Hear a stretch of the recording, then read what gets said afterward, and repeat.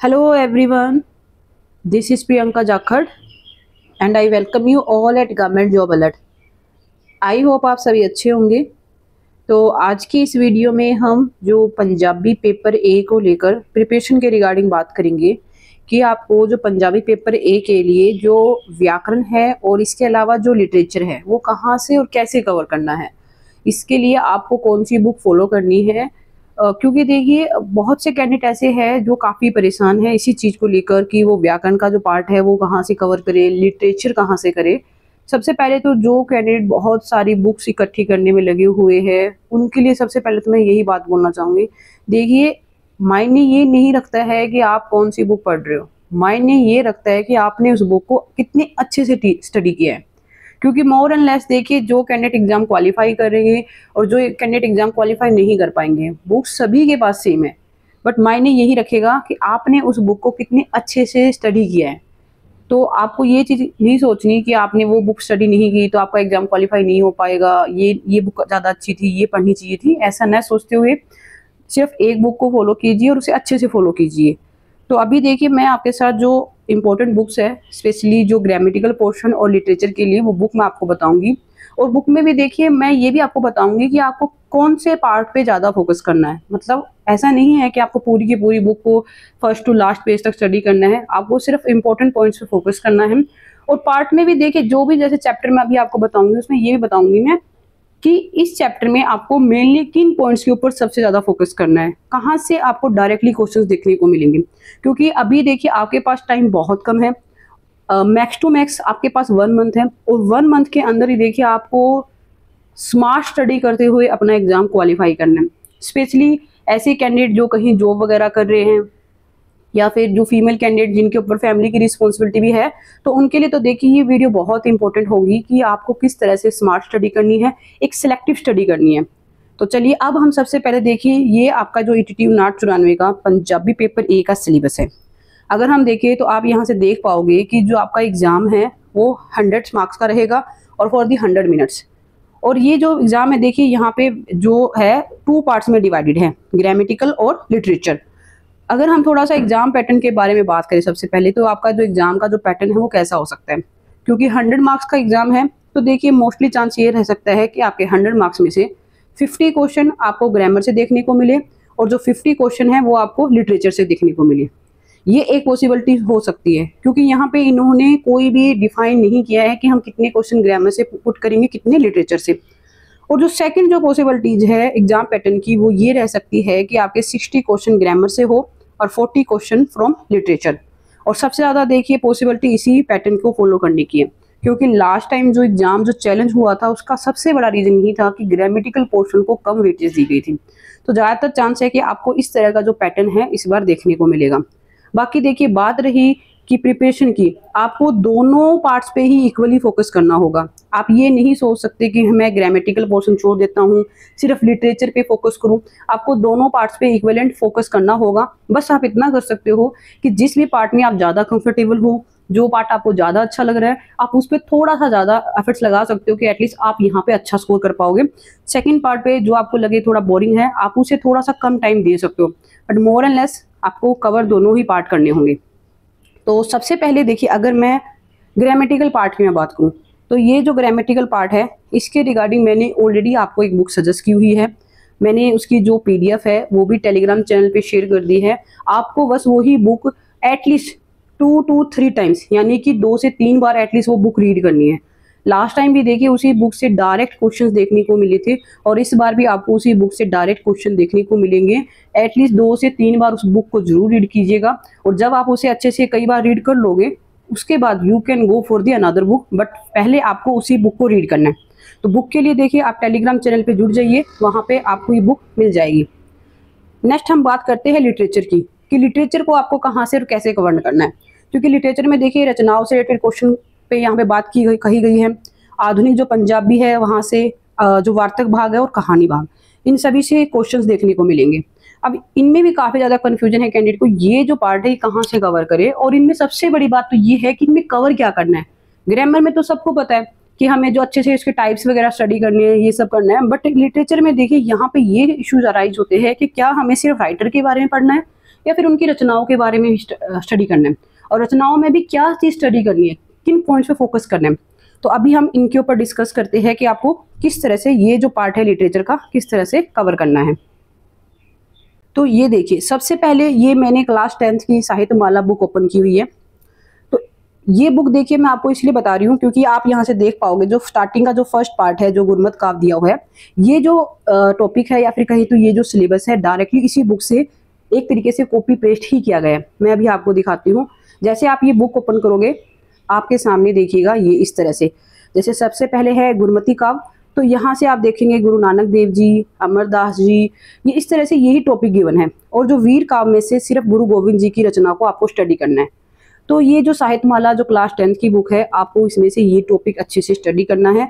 Last year देखिए जो exam था उसमें ये टॉपिक भी कवर थे, बट अभी ये टॉपिक इसमें से हटा दिए गए हैं, सिलेबस में अभी टॉपिक नहीं है, तो आपको ये टॉपिक नहीं पढ़ने हैं। सिर्फ और सिर्फ जो टॉपिक मैंने हाईलाइट किए हुए हैं सिर्फ इन्हीं टॉपिक पे आपको फोकस करना है। अभी मैं आपको ये भी बताऊंगी कि आपको इनमें से पढ़ना क्या है, मतलब किस तरह से आपको स्मार्ट स्टडी करनी है। तो ये टॉपिक है। और इसी के अलावा देखिए इसी बुक में आप ये देख पाओगे कि जो तेजा सिंह की और डॉक्टर नरेंद्र सिंह कपूर की ये दो रचनाएं हैं, ये भी आपको अच्छे से स्टडी करनी है। इनके देखिए जो भी चैप्टर गिवन है ये चैप्टर आपको पढ़ने हैं। किस तरह से पढ़ने हैं वो अभी थोड़ी देर में बताती हूँ आपको मैं, बट इस बुक से देखिए इस तरह से ये जो टॉपिक्स है आपको कवर करने हैं। और आप देखिए ये जो तेजा सिंह की और नरेंद्र सिंह कपूर की जो रचनाएं हैं आप यहाँ से देख पाओगे, ये जो पार्ट है ये दो यहीं से गिवन है, यानी क्लास 10 से, यानी कि स्टार्टिंग का जो पार्ट है ये क्लास 10th की बुक में है साहित्यमाला में, और इसमें से ये दो पार्ट है ये डायरेक्टली क्लास 10th की बुक से है। इसके अलावा देखिए जो अदर टॉपिक है, चलिए अब हम वो भी देखते हैं। तो ये देखिए ये क्लास 9th की साहित्यमाला बुक है, और इसमें भी एज इट इज़ आपको अभी सिलेबस में आपको दिखाऊंगी कहाँ से गिवन है। तो इसमें भी देखिए मैंने हाईलाइट किए हुए हैं, जैसे भाई वीर सिंह जी की रचनाएं हैं, और इसके अलावा जो प्रोफेसर पूरन सिंह की रचनाएं हैं, और इसी में से सुरजीत पात्र जी की भी रचनाएं हैं। तो ये जो टॉपिक है ये देखिए यहाँ पे ये गिवन है, ये जो टॉपिक है ये साहित्यमाला क्लास 9th की बुक से है। और रही देखिए बलराज साहनी जी की रचनाएं, ये भी मैं अभी आपको दिखाती हूँ, ये भी इसी बुक में गिवन है, ये रही। तो ये टॉपिक आपको यहाँ से कवर करना है।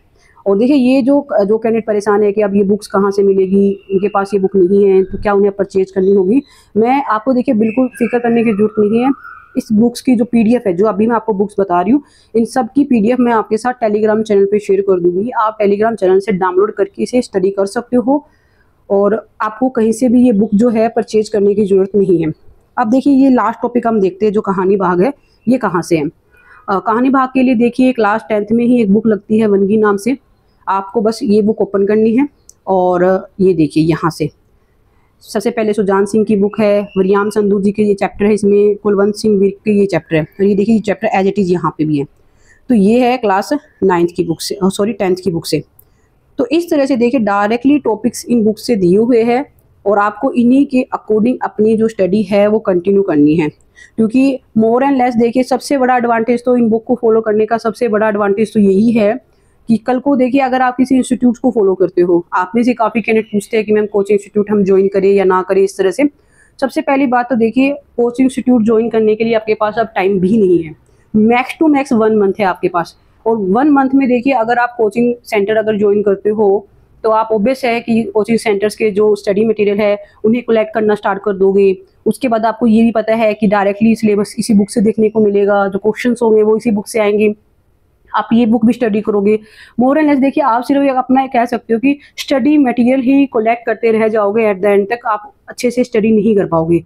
और एग्जाम देखिए टोटली इसी बात पे डिपेंड करेगा कि आपने कितनी अच्छी तरीके से सेल्फ स्टडी की है। एग्जाम आपकी सेल्फ स्टडी के बिहाफ पे ही क्वालिफाई होगा। कोई भी कोचिंग सेंटर, कोई भी टीचर आपका एग्जाम क्वालिफाई नहीं कर सकता जब तक आप खुद अपने ऊपर टाइम इन्वेस्ट नहीं करोगे, खुद जब तक आप पढ़ना स्टार्ट नहीं करोगे। तो आप कोचिंग सेंटर्स के चक्कर में न पड़ते हुए सिर्फ और सिर्फ अपनी सेल्फ स्टडी पे फोकस कीजिए। और देखिए कोचिंग सेंटर में भी ऐसा नहीं है कि कोई आप उनके पास कोई फॉर्मूला है वो आपको घोल के पिला देंगे, आपका एग्जाम क्वालिफाई हो जाएगा, ऐसा नहीं होगा। आपको at the end self study ही करनी होगी। तो ये तो देखिए मेरा तो मानना है आपको कोचिंग सेंटर वगैरह न ज्वाइन करते हुए सिर्फ अपनी सेल्फ स्टडी पे फोकस करना है।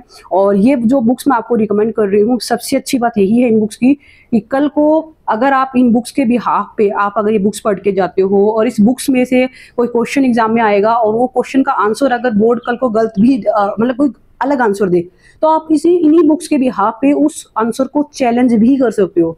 बट अगर आप किसी प्राइवेट राइटर की या फिर प्राइवेट जो पब्लिशर है, जैसे कोई प्राइवेट पब्लिशर या प्राइवेट कोई कोचिंग इंस्टीट्यूट्स की बुक से अगर कोई आंसर चैलेंज करोगे तो वो वैलिड नहीं होगा, उसे एक्सेप्ट नहीं किया जाएगा। किसी भी क्वेश्चन को चैलेंज करने के लिए आपको जो ऑथेंटिकेटेड जो सोर्स है, जो गवर्नमेंट रिकॉग्नाइज करती है, उसी के बिहाफ पे आप चैलेंज कर सकते हो।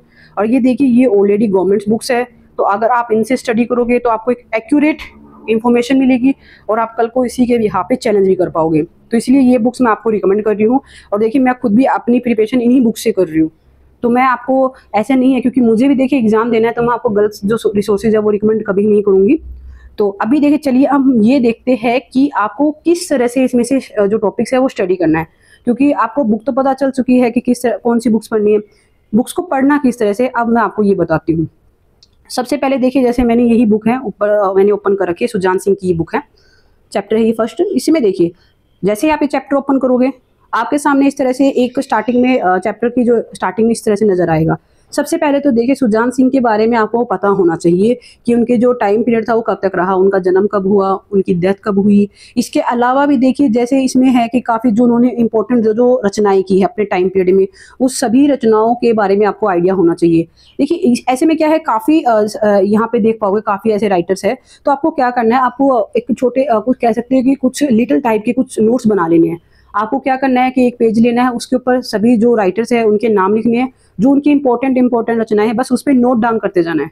और एट द एंड आपको वही हेल्प मिलेगी। देखिए, जितना आप इन जो भी रचनाएं हैं, आप क्योंकि ये रूट लर्निंग की कॉन्सेप्ट है, आप यहाँ पे कुछ ज़्यादा अपना अंडरस्टैंडिंग नहीं लगा सकते।